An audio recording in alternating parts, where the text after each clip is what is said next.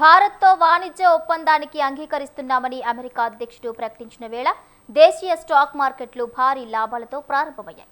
సెన్సెక్స్ 2000కు పైగా పాయింట్ల లాభంతో 83,935 వద్ద ట్రేడ్ అవుతోంది. నిఫ్టీ 700 పాయింట్లకు పైగా పుంజుకొని 25,787 వద్ద కదలాడుతోంది.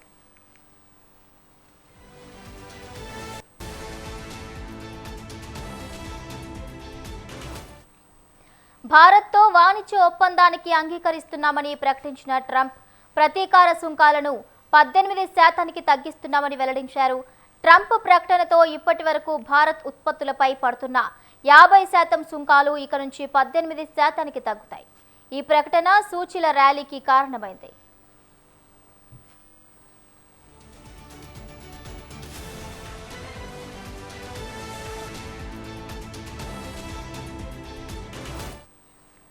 నిఫ్టీ సూచీలో Adani enterprises, Adani ports, Jio financial, Bajaj finance, Shriram finance షేర్లు లాభాల్లో ఉన్నాయి.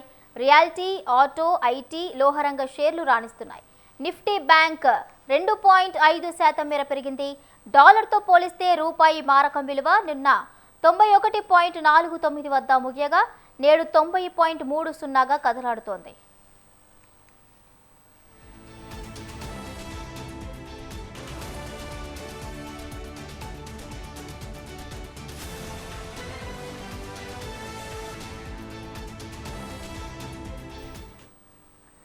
భారత్తో వాణిజ్య ఒప్పందానికి అంగీకరిస్తున్నామని అమెరికా అధ్యక్షుడు ప్రకటించిన వేళ దేశీయ స్టాక్ మార్కెట్లు భారీ లాభాలతో ప్రారంభమయ్యాయి. సెన్సెక్స్ 2000కు పైగా పాయింట్ల లాభంతో 83,935 వద్ద ట్రేడ్ అవుతోంది. నిఫ్టీ 700 పాయింట్లకు పైగా పుంజుకొని 25,787 వద్ద కదలాడుతోంది. ఇక భారత్తో వాణిజ్య ఒప్పందానికి అంగీకరిస్తున్నామని ప్రకటించిన ట్రంప్ ప్రతీకార సుంకాలను 18% తగ్గిస్తున్నామని వెల్లడించారు. ట్రంప్ ప్రకటనతో ఇప్పటి వరకు భారత్ ఉత్పత్తులపై పడుతున్న 50% సుంకాలు ఇక నుంచి 18% తగ్గుతాయి.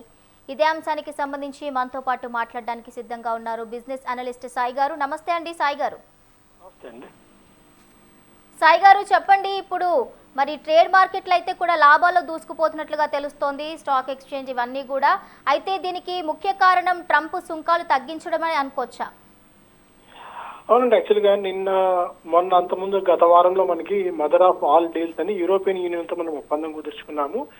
తర్వాత నిన్న రాత్రి ప్రకటన, అంటే ఇది ఎవరు ఎక్స్పెక్ట్ చేయలేదు, మేబీ కొద్ది కాలం టైం పడుతుందేమో అనుకున్నాం. అందుకు భిన్నంగా డొనాల్డ్ ట్రంప్ గారు మోడీ గారితో ఫోన్ లో మాట్లాడి ఈ ప్రకటన చేశారు. ఈ వార్తల కారణంగానే మార్కెట్స్ లో ఇవాళ ఒక మంచి మొమెంటం అయితే కనిపించింది. ఒక దశలో 3,000 పాయింట్లకు పైగా సెన్సెక్స్ లాభపడినప్పటికీ తర్వాత కొద్దిగా ప్రాఫిట్ బుకింగ్ అయితే జరుగుతుంది. మేజర్ గా ఇదే రీజన్ అండి, ఎందుకంటే మార్కెట్ ఎప్పటికీ అన్సర్టనిటీ, అంటే సందిగ్ధత అనేది మార్కెట్స్ కి ఎప్పుడు రుచించదు, ఏదో ఒక క్లారిటీ రావాలి.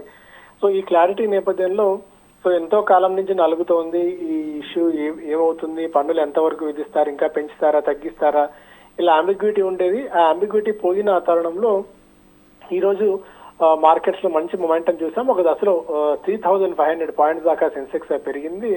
ఒక 1000 పాయింట్ల పైనుంచి కొద్దిగా పతనమైనప్పటికీ బట్ స్టిల్ దాదాపు 13 లక్షల కోట్ల రూపాయల మేర ఇవాళ మార్కెట్ క్యాపిటలైజేషన్ ఒక్కరోజే పెరగటం చూసాం.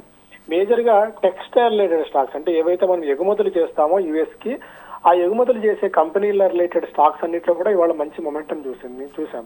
ఎందుకంటే టెక్స్టైల్ రిలేటెడ్ స్టాక్స్ మనకు బాగా పెరిగాయి. కేపీఆర్ మిల్స్ కానీ, వెల్స్పన్ కానీ, ఇలాంటివన్నీ. ఎందుకంటే మనం ఇంకొక పాయింట్ గమనించాల్సిన అంశం ఏంటంటే south east Asian countries like Vietnam కానీ, థాయిలాండ్ కానీ, బంగ్లాదేశ్ కానీ, ఈ కంట్రీస్ తో పోల్చుకుంటే కూడా మనకు సుంకాలు 1% తక్కువగానే ఉన్నాయి. మనకు పక్కన ఉన్న బంగ్లాదేశ్, వియత్నాం, థాయిలాండ్ కి 20% దాకా యుఎస్ టారిఫ్స్ విధిస్తే మనకి 18% మాత్రమే టారిఫ్స్ ఉన్నాయి. అంటే వాళ్ళతో పోలిస్తే 1-2% తక్కువగా ఉన్న ఈ తరుణంలో టెక్స్టైల్ ఇండస్ట్రీ మరింతగా బూస్టింగ్ అయ్యే అవకాశం ఉంది. ముందే బంగ్లాదేశ్ లో పరిస్థితులు అంత గొప్పగా లేవు. సో ఈ నేపథ్యంలో మేజర్ గా బాగా ఇమీడియట్ గా బెనిఫిట్ తీసుకున్న కంపెనీస్ లో టెక్స్టైల్ ఇండస్ట్రీ ఉంటుంది. సో అందువల్ల టెక్స్టైల్ రిలేటెడ్ ఇండస్ట్రీలో ఇవాళ వెల్స్పన్ కానీ, కేపీఆర్ మిల్స్ కానీ, తర్వాత వర్ధమాన్ టెక్స్టైల్స్, ట్రైడెంట్, ఇలాంటి స్టాక్స్ అని కూడా లాభపడ్డాయి. దీనికి తోడు ఆటో ఆన్సిలరీ విభాగానికి చెందిన స్టాక్స్ లైక్ రామకృష్ణ ఫోర్జింగ్స్ కానీ, Sona BLW, Apar industries, Aarti industries, ఇలాంటి రిలేటెడ్ స్టాక్స్ లో కూడా ఇవాళ మళ్ళీ మనం మంచి మొమెంటం అయితే చూసాం. అంటే ఇంకోటి బాస్మతి రైస్ ఎక్స్పోర్టర్స్ అయిన ఎల్టీ ఫుడ్స్ అన్న కంపెనీ, దావత్ బియ్యాన్ని తయారు చేసే మ్యానుఫ్యాక్చర్ చేసే కంపెనీ అది. ఈ రిలేటెడ్ స్టాక్ ఎల్టీ ఫుడ్స్ లో కూడా ఇవాళ మొమెంటం చూసాం. అంటే ఏవైతే యుఎస్ కి ఎగుమతులు వస్తువులు ఎగుమతి చేస్తారో ఆ కంపెనీస్ అన్నిట్లో కూడా ఇవాళ ఒక మంచి పాజిటివ్ మొమెంటం అయితే కనిపించిందండి. ఎస్ సాయి గారు, అదే విధంగా ఇప్పుడు ఏదైతే జరిగిందో అది మరి స్టాక్ మార్కెట్స్ కి ఒక మంచి శుభ పరిణామంగా భావించవచ్చు అంటారా? అవునండి, మార్కెట్స్ కి ఇంతకుముందే చెప్పినప్పుడు ఆంబిగ్విటీ, అంటే రేపు ఏం జరుగుతుందో తెలియని సందిగ్ధత మార్కెట్స్ అసలు ఎప్పుడూ స్వాగతించదు, హర్షించదు. ఏదో ఒక క్లారిటీ, అది సుంకాలు 20% అవ్వన కానివ్వండి, 50% అవనివ్వండి, ఏదో ఒక క్లారిటీ ఉంటే దానికి తగ్గట్టు బిజినెస్ మెన్ వాళ్ళ బిజినెస్ ప్లాన్స్ ని అడ్జస్ట్ చేసుకుంటారు.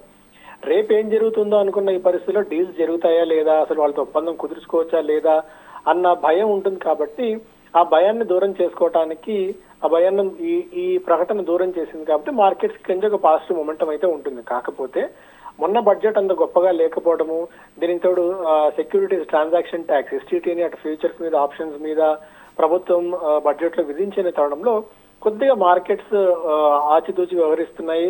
అంటే కొన్ని పాజిటివ్ పాయింట్స్ మాట్లాడుకోవాలి, మనం నెగిటివ్ పాయింట్స్ కూడా ఖచ్చితంగా మాట్లాడుకోవాలి. ఎందుకంటే నెగిటివ్ పాయింట్స్ ఏమున్నాయంటే, ఈ రూపాయి పతనం అయిపోతున్న ఈ గత కొద్ది రోజుల నుంచి ఫారిన్ పోర్ట్ఫోలియో ఇన్వెస్టర్స్ గట్టి సెల్లింగ్ కూడా చేస్తున్నారు. గత 2025 ఈ ఇయర్ స్టార్టింగ్ నుంచి కూడా దాదాపు 23-24 బిలియన్ డాలర్స్ మీద ఫారిన్ పోర్ట్ఫోలియో ఇన్వెస్టర్స్ మన మార్కెట్ నుంచి నిధులు ఉపసంహరించుకున్నారు.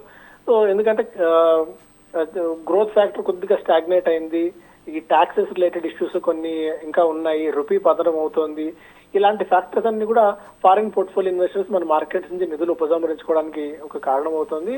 ఈ వార్తల నేపథ్యంలో కొద్దిగా గొప్ప, ఎందుకంటే బ్యాక్ టు బ్యాక్ వారం రోజుల్లోనే అటు యూరోపియన్ యూనియన్ తో అటు యుఎస్ తో ఒప్పందం కుదుర్చుకున్న తరుణంలో మార్కెట్ దీన్ని ఒక పాజిటివ్ గా తీసుకునే అవకాశం ఉంది. కాకపోతే at the end of the day ఇవన్నీ రిజల్ట్స్ రూపంలో కన్వర్ట్ కావాలి. కేవలం ప్రకటనలు మాత్రమే సరిపోదు, ప్రకటన వచ్చిన తర్వాత కంపెనీస్ కి బెనిఫిట్ రావాలి, అవి లాభాల రూపంలో కనిపించాలి. అప్పుడు మాత్రమే మార్కెట్ కి ఓవరాల్ గా పాజిటివ్ అయితే ఉంటుందండి. ఎస్, అదే విధంగా చూసుకుంటే నిన్నటితో పోల్చుకుంటే ఈ రోజుకి రూపాయి విలువ మరింత బలపడింది. అయితే మరి ఇది ఈ విధంగానే నిలకడగా ఉంటుందా, లేదంటే ఇంకా పెరిగే అవకాశాలు ఏమైనా ఉన్నాయా? రూపీ మేబీ ఇక్కడ స్టెబిలైజ్ అయ్యే ఛాన్సెస్ ఉన్నాయండి. ఎందుకంటే యుఎస్ తో ఉన్న ఇష్యూ కారణంగా దానికి తోడు యుఎస్ లో కూడా వీక్నెస్ కొద్దిగా కొనసాగుతోంది. అందువల్ల రూపీ డాలర్ ప్యారిటీ ప్రకారం చూసుకున్నట్టయితే రూపీ వీక్ అవడం మనకు చూస్తున్నాము. ఈ డీల్ నేపథ్యంలో కొద్దిగా రూపీ కూడా ఇక్కడ స్టెబిలైజ్ అయ్యే అవకాశం ఉంది. భారీగా మళ్ళీ రూపీ వీక్ అయ్యే ఛాన్సెస్ అయితే అవకాశం లేవు. అంటే 92-93 రూపాయల మార్క్కి వెళ్లే ఛాన్సెస్ ఇక్కడ కొద్దిగా తక్కువగా ఉన్నాయి. యాజ్ ఆఫ్ నో కొద్దిగా ఇక్కడ రూపీ స్టెబిలైజ్ అయ్యే ఛాన్సెస్ ఉన్నాయండి. అండ్ దీనితో మనకి రేపటి నుంచి reserve bank of India credit policy కూడా ఉంది, మానిటరీ పాలసీకి సంబంధించిన మీటింగ్ జరగబోతోంది. వడ్డీ రేట్ల మీద రిజర్వ్ బ్యాంక్ ఆఫ్ ఇండియా ఎలాంటి నిర్ణయం తీసుకుంటుందో చూడాలి. అంటే ఇప్పుడున్న తరుణంలో వడ్డీ రేట్లు తగ్గించే సాహసం రిజర్వ్ బ్యాంక్ ఆఫ్ ఇండియా చేయకపోవచ్చు. ఒకవేళ ఆ వడ్డీ రేట్ల ఆధారంగా కూడా బాండ్ మార్కెట్ అండ్ రూపీ కూడా చెల్లిస్తాయి. కాబట్టి మనం ఈ reserve bank of India decision అయిపోయిన తర్వాత రూపీ ఎక్కడ దాన్ని ఇది తీసుకుంటుంది అనేది మనకు క్లారిటీ వస్తుందండి. ఎస్, అదే విధంగా చూసుకుంటే ఈ రోజు దేశీయ స్టాక్ మార్కెట్లు భారీ లాభాలతో దూసుకువెళ్తున్నాయి. మరి ఈ ట్రెండ్ ఈ విధంగానే కొనసాగే అవకాశం ఉందా? సో ట్రెండ్ ఈ విధంగా కొనసాగే అవకాశం ఉందా అంటే కొద్దిగా చెప్పడం కష్టం అవుతుంది. ఎందుకంటే ఇది జస్ట్ ఒక న్యూస్ ఆధారంగా వచ్చిన బౌన్స్ మాత్రమే. అంటే నిన్న రాత్రికి ఈ రోజు పొద్దునకి విపరీతంగా జరిగిపోయిన మార్పులు ఏమీ లేవు. కాకపోతే ఇది కేవలం న్యూస్ ఆధారంగా పెరిగినవే. కాబట్టి ఈ న్యూస్ ఆధారంగా పెరిగేవి ఎంత ఫాస్ట్ గా లాభాలు ఇస్తాయో అంతే ఫాస్ట్ గా నష్టపోయే అవకాశం కూడా ఉంటుంది. But at the same time ఈ రోజే మార్కెట్స్ నష్టాల్లోకి జారుకుంటాయని నేను చెప్పలేను. కానీ but at the end of the day ఇది అంటే ఏదో జరిగిపోతున్న ఒక ఉత్సాహంతో మార్కెట్స్ ఇవాళ భారీగా పెరిగాయి తప్ప వాస్తవానికి ఇంతకుముందు నేను చెప్పినట్టు ఇవన్నీ కూడా మళ్ళీ రిజల్ట్స్ రూపంలో కన్వర్ట్ అవ్వాలి. రిజల్ట్స్ రూపంలో కన్వర్ట్ అయినప్పుడు మాత్రమే ఈ లాభాలు నిలబడే అవకాశం ఉంటుంది. కానీ లేకపోతే ఈ పాయింట్ ఆఫ్ టైంలో ఈ వచ్చిన లాభాలు కొద్దిగా తుడుచుకుపెట్టిపోయే ప్రమాదం కూడా ఉంటుంది. సో అందువల్ల కొద్దిగా మార్కెట్స్ లో విపరీతంగా ఇప్పుడు పెరిగింది కదా అని భారీ ఎత్తున డబ్బులు కమిట్ చేయటం, విపరీతంగా డబ్బులు కుమ్మరించాల్సిన అవసరం అయితే లేదు. మళ్ళీ మనం ఈ ఇయర్ ఇప్పుడు ఈసారి క్వార్టర్ రిజల్ట్స్ అన్ని అయిపోయిన తర్వాత అప్పుడు మనం డెసిషన్ తీసుకోవడం మంచిది, ఫ్రెష్ గా భారీ ఎత్తున డబ్బులు ఇన్వెస్ట్ చేసే ముందు. ఎస్, అదే విధంగా చూసుకుంటే ఇప్పుడు బంగారం వెండి ధరలు కూడా నిన్నటి వరకు ఆకాశాన్ని అంటాయి, ఇప్పుడు తగ్గుముఖం పట్టాయి. మరి చేంజ్ ఈ విధంగా కొనసాగుతుందా, లేదంటే మళ్ళీ హెచ్చుతగ్గులు చూడాల్సి వస్తుందంటారా? సో గోల్డ్ అండ్ సిల్వర్ కొద్దిగా నిన్నటితో పోలిస్తే రికవరీ కనిపించిందండి. సిల్వర్ దాదాపు $76-70 నుంచి $83కి రావడం ఇంటర్నేషనల్ మార్కెట్లో చూసాం. గోల్డ్ ధరలు కూడా ఒక 5% మేర పెరిగాయి. అంటే ఈ లెవెల్స్ దగ్గర విపరీతంగా పెరిగిన తర్వాత కొద్దిగా విపరీతంగా పడిపోయిన తర్వాత, అంటే బాగా ఓవర్ సోల్డ్ జోన్ లోకి వెళ్ళిపోయిన తర్వాత మార్కెట్స్ మళ్ళీ కొద్దిగా స్టెబిలైజ్ అయ్యే ప్రయత్నం చేస్తున్నాయి. భారీ ఎత్తున గోల్డ్ అండ్ సిల్వర్లు ఇక్కడి నుంచి కూడా పడిపోయే అవకాశం అయితే లేదు. కాకపోతే రూపీ పతనం కావటం వల్ల ఇక్కడ కొద్దిగా గోల్డ్ అండ్ సిల్వర్ ధరలు తగ్గే అవకాశాలు ఉన్నాయండి. రైట్, థ్యాంక్ యూ సాయి గారు, మీ అభిప్రాయాన్ని పంచుకున్నందుకు.